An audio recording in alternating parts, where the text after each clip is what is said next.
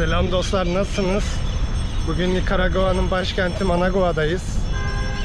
Managua 1,5 milyonluk bir şehir. Nikaragua'nın toplam nüfusu da 6 milyon. Managua'nın tarihi merkezi denilen bir yerdeyim ama çok da tarihi bir yeri yok. Sadece bu katedral var. Gördüğünüz gibi bayağı bir eski duruyor ve kuleleri de zarar görmüş görünüyor. Bunun nedeni de 72 senesinde Nikaragua'da büyük bir deprem olmuş ve büyük bir yıkım yaşanmış. Nikaragua aslında bir deprem ülkesi, çünkü burada bayağı bir yanardağ faaliyeti de var. Aktif volkan yanardağları var burada. Bu nedenle genellikle büyük depremler yaşanabiliyor. Hemen diğer tarafında da başkanın yaşadığı ev varmış. Ve bu tarafta da Ulusal Saray ya da Palacio Nacional diye yazılıyor. Ulusal bir bina. İçinde ilk katında müze var. Diğer katlarda işte kütüphane falan varmış. Ofisler falan varmış. Managua düzenli normal bir başkent şehri. Orta Amerika'da yer alan. Nikaragua Orta Amerika'nın en geniş topraklara sahip ülkesi diyebiliriz. Ve tam Orta Amerika'nın da ortasında bulunuyor. Toplam 6 milyonluk nüfusa sahip demiştik. Aslında bugün Managua'nın daha çok siyasi tarihi hakkında konuşmak istiyorum. Bayağı ilgi çekici bir tarihi var. Çok eski tarihleri anlatmayacağım. Yeni yakın tarihlerden bahsedeceğim. Çok eski tarihe gittiğimiz zaman zaten 1500'lerden itibaren İspanyol kolonisi altına girmiş. Uzun yıllar diğer Latin ülkeleri gibi İspanyol kolonizasyonu altında kalmış. Daha sonra bağımsızlığını kazanarak Nikaragua ülkesini kurmuşlar. Ancak Nikaragua'nın yaşadıkları bundan sonra başlıyor diyebilirim aslında. Yakın tarihindeki en önemli kişilik Sandino denen kişi. Sandino denen lider. Hemen şu sağda kovboy şapkalı adam. Onun yanındaki diğer heykelin sahibi de, adını şu an hatırlayamıyorum ama önemli bir yazar. Bayağı burada meşhur. Sandino'nun diğer bir resmi de burada. Bu adamı her yerde görebilirsiniz. Şu anda her yerde bunun resimleri, heykellerini görmek mümkün. Şehirde ulaşım genellikle otobüslerle sağlanıyor ve minibüslerle. Otobüsler gerçekten ucuz ve böyle kliması yok ama genelde pencereleri açıp seyahat ediyorlar ve sadece 2,5 Cordoba ödüyorsunuz. 1 dolar da yaklaşık 36,5 Cordoba ediyor. Yani acayip ucuz. Sadece 7 sente falan denk geliyor. Hani hemen hemen Türk lirasıyla eşit gibi. Bu yüzden 2,5-3 lira gibi düşünebilirsiniz. Aslında her yerde söyleyemiyoruz ama konuşmalarımıza dikkat etmemiz lazım. Burası komünist bir ülke ve burada yasaklı kelimeler var. Buranın yerli halkı pek fazla bunları dile getirmeye çekiniyor etrafta. Çünkü tutuklanma ihtimaliniz var.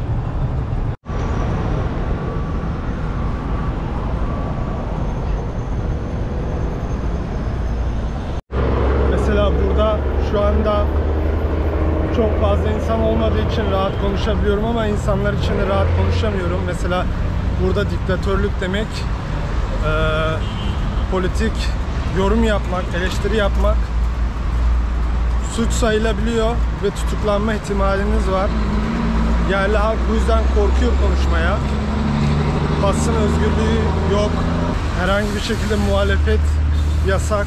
Her türlü muhalif yayın, yazı, her türlü görüş, muhalif görüş burada yasak. Nikaragua'daki en popüler spor bu arada beyzbol. Burada da bir beyzbol sahası var. Gençlerin çalışmak istediği en önemli iş kolu call center'da çalışmak. Çünkü en iyi maaşı oradan kazanabiliyorlar. Yani bir mühendisten veya bir mimardan daha iyi para kazanıldığını düşünüyorlar. Yaklaşık bir 600 dolar kazanıyorlar bu işten. Birçok insan burada bu yüzden İngilizce eğitimine önem veriyor ve İngilizce öğrenmeye çalışıyorlar. Bu şekilde call center'lara girip başka ülkelerin müşteri hizmetlerini Nikaragua üzerinden gerçekleştiriyorlar böylece.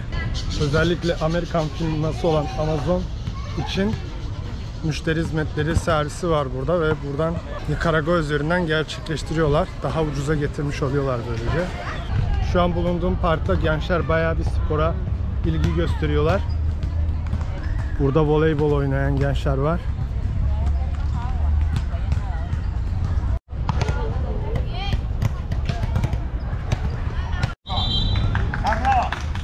Bu tarafta da basketbol oynayan gençler var.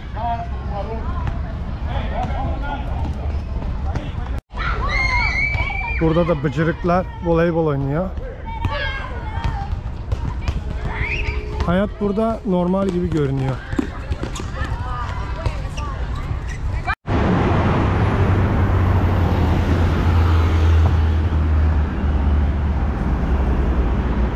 Buralarda bu arada otobüs durağı. Ve burada genelde böyle seyyar satıcılar oluyor.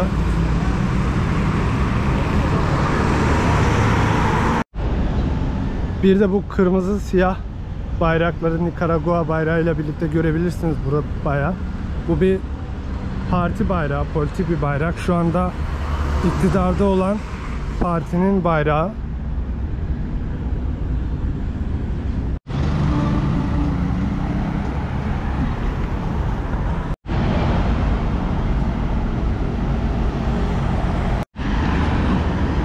Bir de burada böyle tuk tuk denen araçlar var.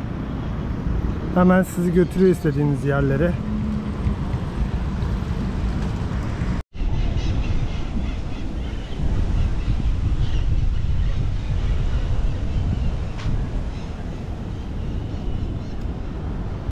Burada bir tören var şu anda. Burada gördüğünüz gibi hemen karşıda Çin bayrağı ve Küba bayrağı var. Ve sanırım bunlar da Çinli askerler. Biraz daha ileride de Rus bayrağı var mesela.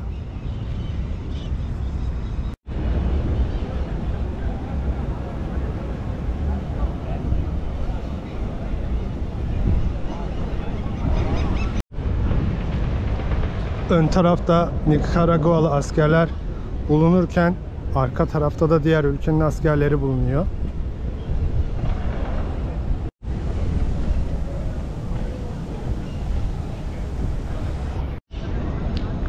Burada da Venezuela ve yanında yine Rus bayrağı var.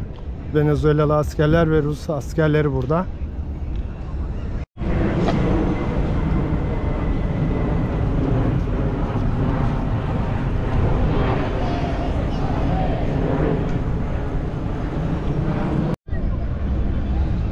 Her yerde askeri bir şey var. Şu an burada da askeri araçlar var. Bu tarafta da yine askeri bir tören gibi bir şey var.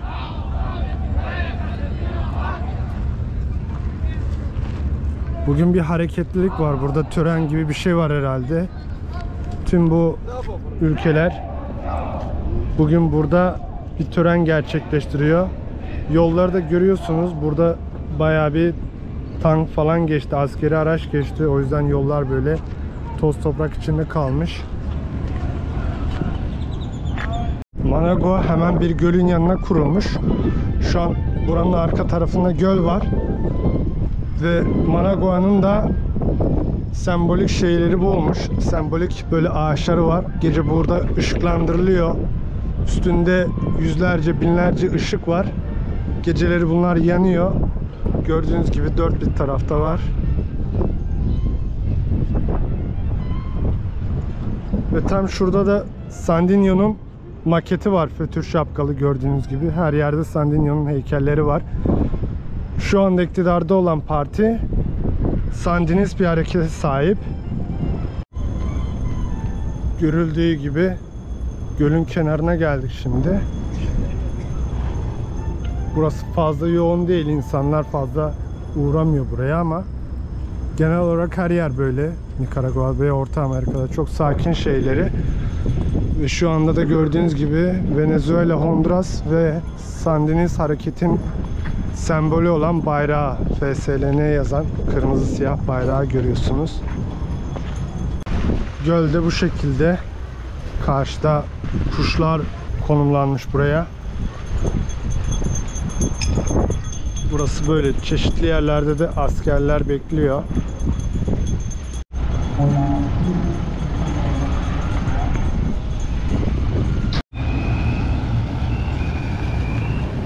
Şu an sanırım komutanlar falan geliyor buraya.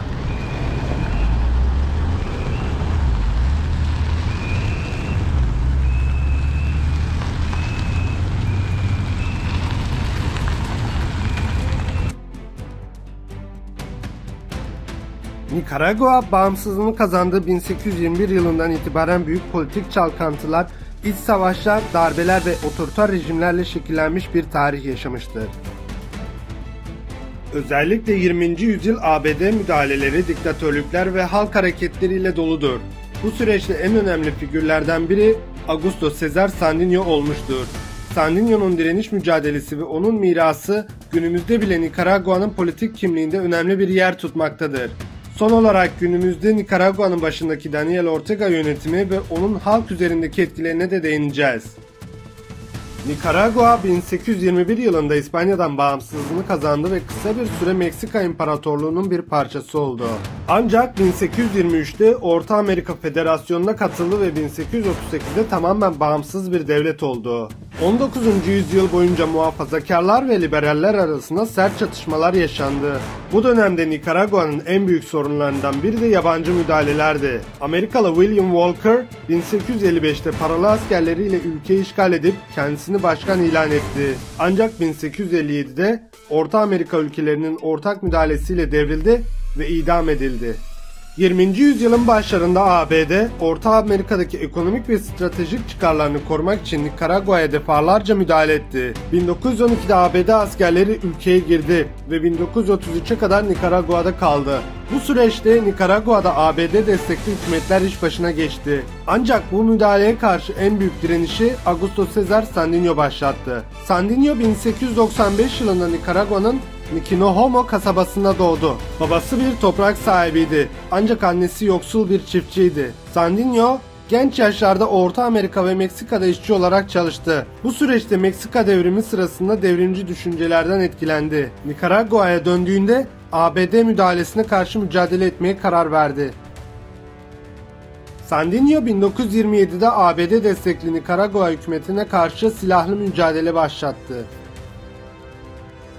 O yıl ABD ve Nikaragua hükümeti liberaller ve muhafazakarlar arasında bir anlaşma yaparak iç savaşı sona erdirdi. Ancak Sandino bu anlaşmayı kabul etmedi. Çünkü bu anlaşma ABD askerlerinin Nikaragua'da kalmasını öngörüyordu. Sandino silahlı mücadeleye devam etti ve ülkenin kuzeyindeki dağlarda bir gerilla ordusu kurdu. Sandino'nun ordusu küçük ve donanımsız olmasına rağmen ABD'nin eğitim verdiği Nikaragua ulusal muhafızlarına karşı başarılı saldırılar düzenledi. Dağlık arazide hareket eden gerilla güçleri geleneksel savaş taktiklerinden farklı olarak vurkaç taktikleri uyguladı. Sandino mücadelesini sadece askeri bir savaş olarak görmedi. Yoksul köylülerle dayanışma içinde bir topluluk kurarak kendi kendine yetebilen bir ekonomik sistem oluşturmaya çalıştı. Sandino ve güçleri ABD'yi yıpratmayı başardı. 1933 yılında ABD Nikaragua'dan çekildi ve ülkede yeni bir hükümet kuruldu. Ancak Sandino hükümetin tamamen bağımsız olmasını istiyordu.